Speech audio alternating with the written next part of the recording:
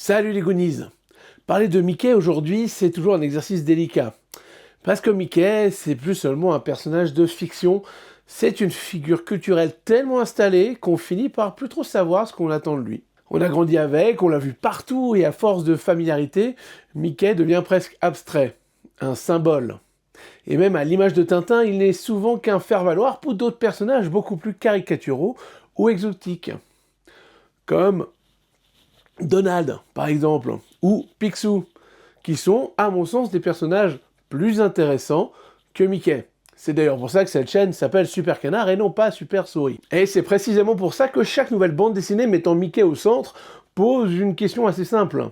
Est-ce qu'on va vraiment nous raconter une histoire, ou est-ce qu'on va simplement rejouer une image connue, confortable, sans jamais prendre le risque de déplacer quoi que ce soit, de faire mal à cette icône?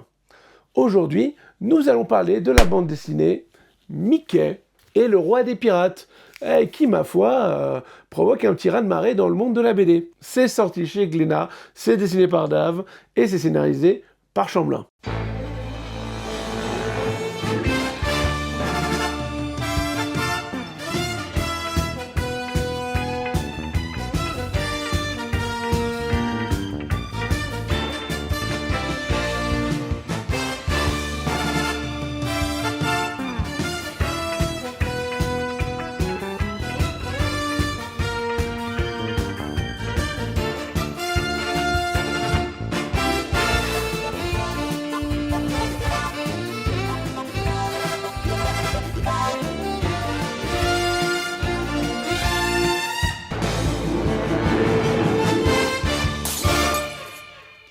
Mickey et le roi des pirates arrivent avec une ambiguïté.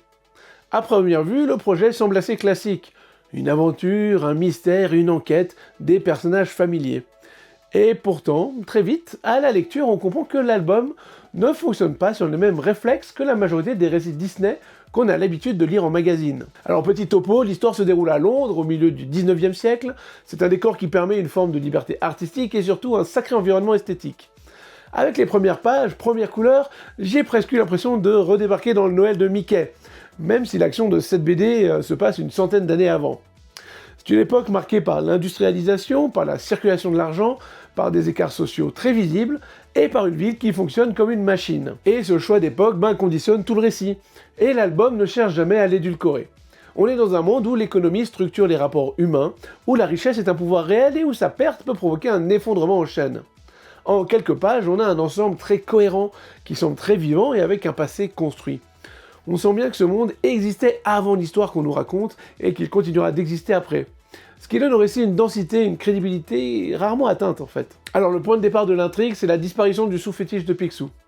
Alors dit comme ça, on pourrait croire à un simple prétexte narratif, quelque chose qu'on retrouve dans une bonne majorité des histoires avec Picsou. Mais dans l'album, ce sou est traité comme un objet fondateur, un symbole autour duquel s'est construite la fortune de Picsou.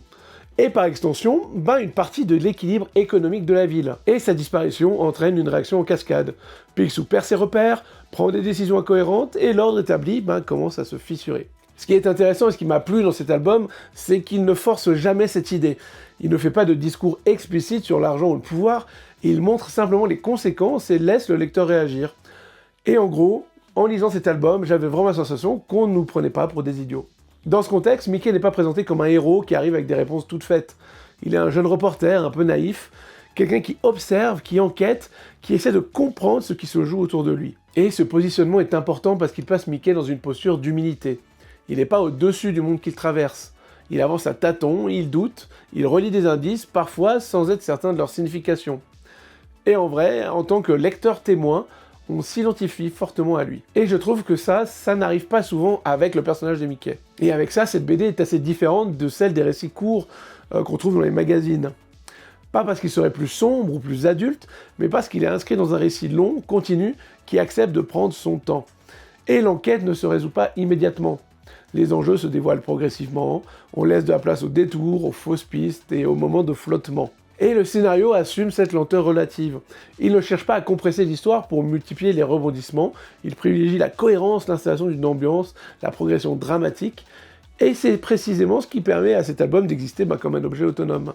Pensé pour être lu d'un seul tenant, ou relus plus tard comme on relirait un roman d'aventure. Et je vous avoue qu'au sortir de la lecture de cette bande dessinée, j'avais vraiment l'impression de sortir d'une expérience de bande dessinée Disney, comme j'ai vécu assez rarement. Peut-être que j'abuse, mais j'ai presque l'impression d'avoir ressenti ce que j'ai ressenti à la première lecture des Don Rosa. Alors on est très loin de Don Rosa, dans le style, etc. Mais au niveau de l'expérience narrative, scénaristique, et de ce que j'ai vécu en tant que lecteur. Le scénariste, Chamblin, s'est fait connaître avec Les Carnets de Cerises, une série où il développe déjà son goût pour les récits construits, l'enquête et le temps long. Et le dessin de Dave accompagne parfaitement cette intention. Les personnages restent immédiatement reconnaissables, fidèles à leur identité visuelle. Et regardez-moi ce Pluto comme il est trop cool. Les décors se disposent en profondeur. Londres n'est pas un simple arrière-plan. Les rues, les docks, les intérieurs ont une vraie présence.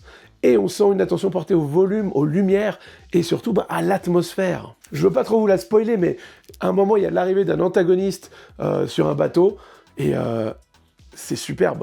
Le dessin de Dave est pour beaucoup dans le fait que l'album fonctionne. Il connaît bien les personnages Disney, il a déjà travaillé avec cet univers, au journal de Mickey par exemple, et ça se sent. Il n'y a rien de forcé, rien de plaqué. Son trait est expressif, lisible, il s'adapte bien à notre époque, autant pour les nouveaux lecteurs que pour les anciens. Mickey, Picsou, Donald ou Dingo semblent naturellement à leur place dans ce Londres du 19e siècle, comme s'ils appartenaient vraiment à ce monde. Et c'est aussi le cas pour tous les personnages annexes, qui sont parfaitement à leur place. Ils apparaissent à la fois comme clin d'œil, mais vraiment pour habiller l'album, ce qui fait qu'à aucun moment on puisse dire « là c'est du fan service ». Mais c'en est, mais ça a du sens. Et donc c'est un bon fanservice. Ce qui est de plus en plus rare dans la pop culture. Les décors, les attitudes, les regards vont tous dans le même sens.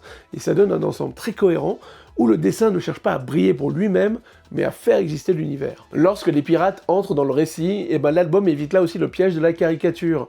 Il ne s'agit pas de pirates folkloriques, utilisés uniquement pour l'exotisme ou l'action. Ils incarnent plutôt une forme de rupture, une irruption d'un monde ancien, instable, imprévisible, face à un ordre industriel qui se veut rationnel et maîtrisé. Et leur présence introduit un déséquilibre, à la fois narratif et symbolique. Le pirate n'est pas seulement un synonyme d'aventure un peu facile, mais vient réellement évoquer ce que l'archétype du pirate devrait évoquer dans chaque récit de piraterie. Cette dualité et ce refus du nouveau monde. Ce qui est intéressant, c'est que l'album ne cherche pas à trancher moralement entre ces deux mondes. Il ne dit pas que l'un est meilleur que l'autre. Il montre leurs frictions, leurs contradictions, leurs violences respectives. Et Mickey, encore une fois, se retrouve au milieu, pas comme juge, mais comme un observateur impliqué, et du coup, nous avec. Et c'est là, selon moi, que Mickey, le roi des pirates, prend tout son sens dans la production Glénat Disney plus large. Parce que même si cet excellent album est, je pense, au-dessus de tous les autres Glénat, qui pourtant restent en grande majorité tous excellents, il s'inscrit dans une démarche qui consiste à confier les personnages Disney à des auteurs et à leur permettre de raconter des histoires complètes avec une identité propre. Il est important d'être clair sur ce point, ces albums ne remplacent pas les bandes dessinées publiées en magazine. Ils ne cherchent pas à faire mieux, ils cherchent à faire autre chose. Les BD de magazine fonctionnent sur un principe de régularité, de rendez-vous. Et ils sont pensés pour être lus par fragments, parfois dans le désordre, et pour maintenir une familiarité constante avec les personnages. C'est un format qui a ses règles, ses contraintes et sa logique propre. Les albums Glénat, eux, sont pensés comme des objets fermés, des histoires avec un début, un développement, une fin. Ils acceptent une continuité narrative, une densité plus importante et une lecture peut-être plus linéaire. C'est une question d'intention. Et Mickey, le roi des pirates, illustre bien ce que permet ce format. Le temps long, l'installation d'une époque, une intrigue qui progresse sans avoir besoin de revenir en permanence à un statu quo. La possibilité de traiter Mickey non pas comme une mascotte figée, mais comme un personnage plongé dans un contexte précis, avec des enjeux qui le dépassent largement. Et en plus, l'album n'essaie pas de réinventer Mickey de manière provocante. Il ne cherche pas à le rendre cynique, violent ou décalé. Il reste profondément Disney dans son esprit, mais il accepte de le prendre au sérieux le temps d'un récit. Et sérieux au sens narratif, pas au sens grave. Alors, tout n'est pas parfait, l'intrigue peut parfois sembler dense, certains lecteurs auraient peut-être aimé plus de pirates, encore plus d'aventures pures, mais ces limites me semblent être le revers logique d'un choix, celui de privilégier la cohérence et l'atmosphère, plutôt que l'efficacité immédiate. Donc si je résume, au fond, Mickey, le roi des pirates, ne cherche pas à être un album définitif, bien entendu. Ils prétendent pas ce que Mickey doit être pour toujours. Ils montrent simplement ce que Mickey peut être quand on accepte de lui donner de l'espace, du temps et une vraie structure narrative. Et dans un paysage où Mickey est souvent réduit à son statut d'icône, voir un album qui ose encore raconter une aventure posée, située, construite, sans trahir l'esprit du personnage, ça me semble déjà être une proposition suffisamment solide pour qu'on s'y attarde. Et il est vrai que je parle beaucoup de Mickey, parce que c'est dans le titre, Mickey, le roi des pirates. Dans la réalité, Donald, Picsou, Dingo, Pluto, Pat, le fantôme noir, etc. sont tous tellement bien traités qu'ils sont inoubliables. Et j'avoue avoir une pensée aussi pour le traitement de Donald, que je trouve vraiment chouette. Surtout sa première apparition, la première fois où on le voit dans l'album, je trouve qu'il y avait quelque chose d'à la fois tendre et de poétique. En terminant cet album, j'ai réellement eu l'impression de vivre un film, un voyage, avec ses rebondissements et sa scène finale épique. Vraiment, elle est incroyable. Bref, voilà, j'ai vraiment adoré cette bande dessinée, vous l'avez compris. Donc voilà, moi je vous invite sincèrement à vous procurer cet album, de vous mettre au coin du feu et d'en savourer chaque page. D'oublier peut-être toutes les analyses que j'en ai fait, parce que finalement, ça c'est que du blabla sur YouTube. Ce qui est important, c'est de passer un bon moment avec une bande dessinée. Et ça, je crois que ça fait partie des plus chouettes moments de la vie, non? Quant à moi, je vous souhaite le meilleur d'ici la prochaine vidéo. C'était Super Canard. Ciao.